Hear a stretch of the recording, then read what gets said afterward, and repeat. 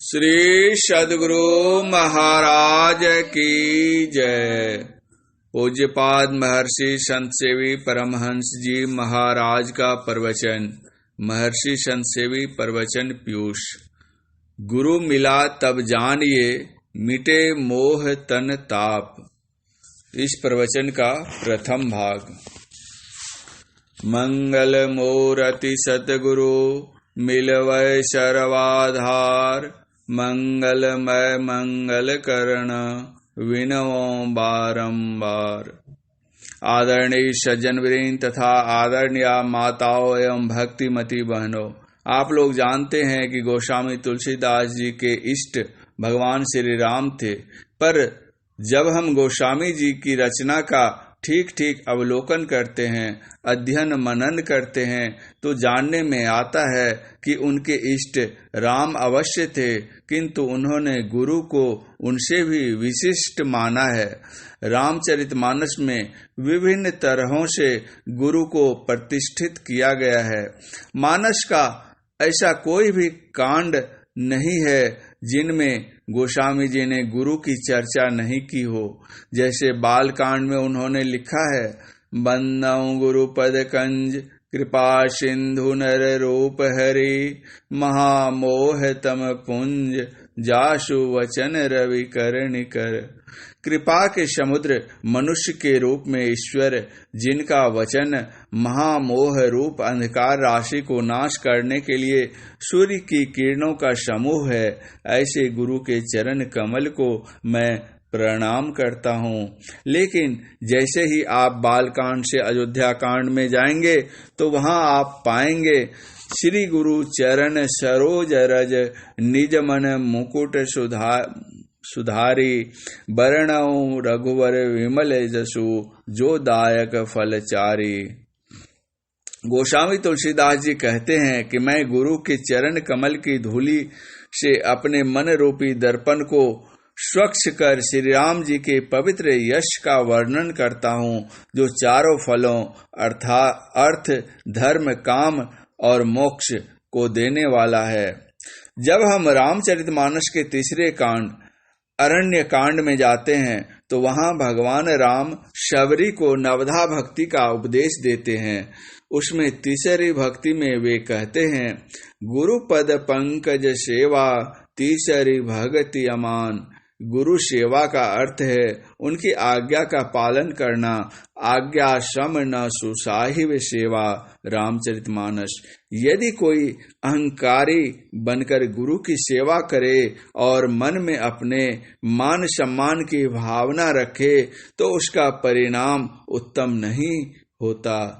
संत कबीर साहब कहते हैं, अहं अग्नि हृदय जरे गुरु से चाहे मान।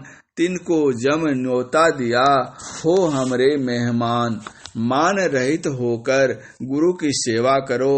जब हम रामचरितमानस के चौथे कांड किष्किंधा कांड में जाते हैं तो वहाँ पर गोस्वामी तुलसीदास जी कहते हैं, भूमि जीव संकुल रहे गए शरद ऋतु पाई। सदगुरु मिले जाहि जिमि संशय भ्रम समुदायी। वर्षा ऋतु में बहुत से कीड़े मकोड़े उत्पन्न होते हैं जो शरद ऋतु में धीरे धीरे समाप्त हो जाते हैं। जिस तरह शरद ऋतु में कीड़े मकोड़े समाप्त हो जाते हैं, उसी तरह जिनको संत सदगुरु मिल जाते हैं उनके जो संशय भ्रम समुदाय हैं धीरे धीरे नष्ट हो जाते हैं। संत कबीर साहब की वाणी है, गुरु मिला तब जानिए मिटे मोह तन ताप। हर्ष शोक व्यापय नहीं तब गुरु आप ही आप। जब किष्किंधा कांड से आगे हम सुंदर कांड में पहुंचते हैं तो वहां पाते हैं, सचिव वैद गुरु तीन जो प्रिय बोलहि भय आश। राज धर्म तन तीन कर होई बेगहि नाश। जो रोगी के मन भावे सो वैदा फरमावे। इस युक्ति के अनुसार जो गुरु चेले की हाँ में हाँ मिलाता है वह सच्चा गुरु नहीं है और उस गुरु से चेले का उपकार या उद्धार नहीं हो सकता। मंत्री राजा को उचित सलाह देने वाले होते हैं। अगर मंत्री उचित परामर्श नहीं दें तो वह राज्य टिकता नहीं है।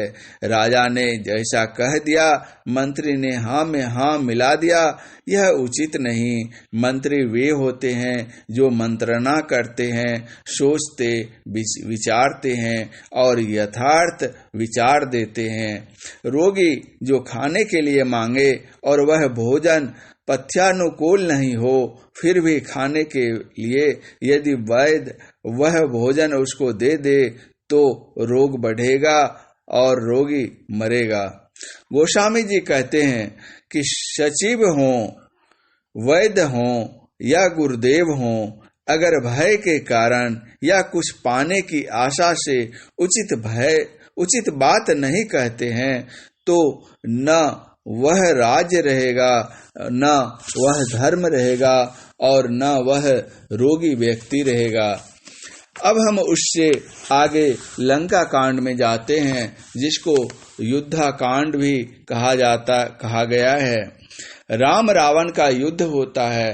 वहां गुरु पूजन को रक्षा कवच का स्थान दिया गया है।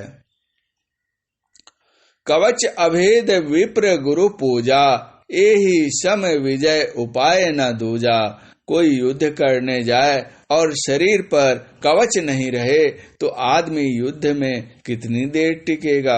अविलंब घायल होकर धाराशायी हो जाएगा।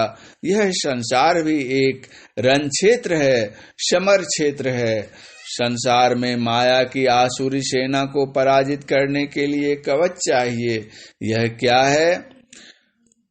वह अभेद कवच है, गुरु की पूजा। जो गुरु की पूजा करता है तो गुरु उनकी रक्षा करते हैं।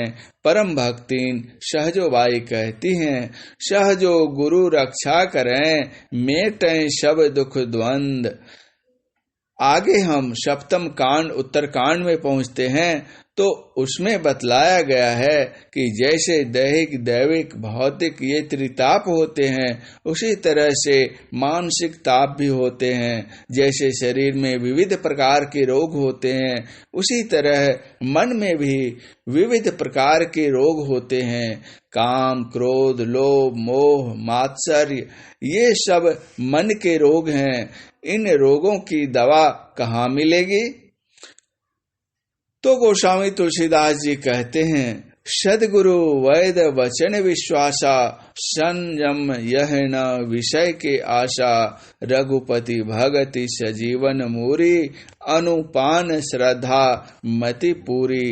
यही विधि भले ही सो रोग न साही, नाही तो कोटि जतन नहीं जाही। वैद्य जो दवा देते हैं उसके साथ वे अनुपान और संयम भी बतलाते हैं। भव रोगों की दवा संत सदगुरु रूपी वैद्य देते हैं। क्या देते हैं?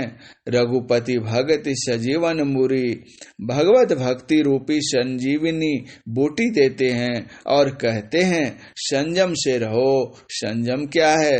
संयम यह न विषय के आशा, सदगुरु के वचन पर विश्वास करो।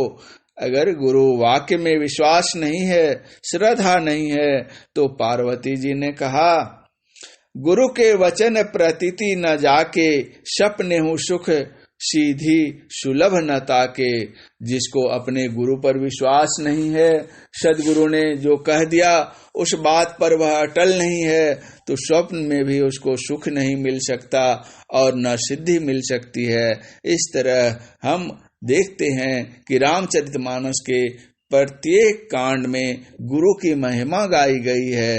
मात्र रामचरितमानस ही नहीं, गोस्वामी जी ने अपने अन्यान्य पुस्तकों विनय पत्रिका, दोहावली, तुलसी सतसई, हनुमान चालीसा आदि में भी गुरु की महिमा गाई गई है। यथा श्री गुरुपद कमल भजहि, श्री गुरुपद कमल भजहि, मन तजि अभिमान, जेहि सेवत पाई हरि, सुख निधान भगवान। विनय पत्रिका। अर्थात अहंकार छोड़कर हरि रूप श्री गुरुदेव की चरण कमल की सेवा करो, जिसकी सेवा से सुख के भंडार हरि भगवान को प्राप्त करोगे। भेद जाहि विधि नाम मह, बिनु गुरु जान न कोय। तुलसी कहे बिनीता वर, जौ विरंची शिव होय। तुलसी सत सही। अर्थात नाम भजन के रहस्य को कोई गुरु के बिना नहीं जान सकता, चाहे वह ब्रह्मा या शिव ही क्यों न हो। गोस्वामी जी ने मात्र गुरु की महिमा ही नहीं गाई है, बल्कि उन्हें भगवान से भी श्रेष्ठ बतलाया है। वे कहते हैं कि राम का नाम कल्प वृक्ष और राम की भक्ति कामधेनु के समान सुफलदायक है, किंतु इससे व्यक्ति का आंशिक मंगल ही संभव है। यदि कोई अपना सर्व मंगल चाहता है, पूर्ण कल्याण चाहता है, तो उसे गुरु के चरण रज का आश्रय लेना चाहिए। यथा राम नाम कलि काम तरो, राम भगति सुर धेनु। सकल सुमंगल मूल जग, गुरु पद पंकज रेणु। रामचरितमानस। इस प्रवचन का दूसरा भाग अगले प्रवचन पाठ में पूज्यपाद महर्षि संत सेवी परमहंस जी महाराज का यह प्रवचन दिनांक 10/3/2002 ईस्वी को महर्षि मेही आश्रम कुप्पा घाट भागलपुर में साप्ताहिक सत्संग के अवसर पर हुआ था। श्री सद्गुरु महाराज की जय।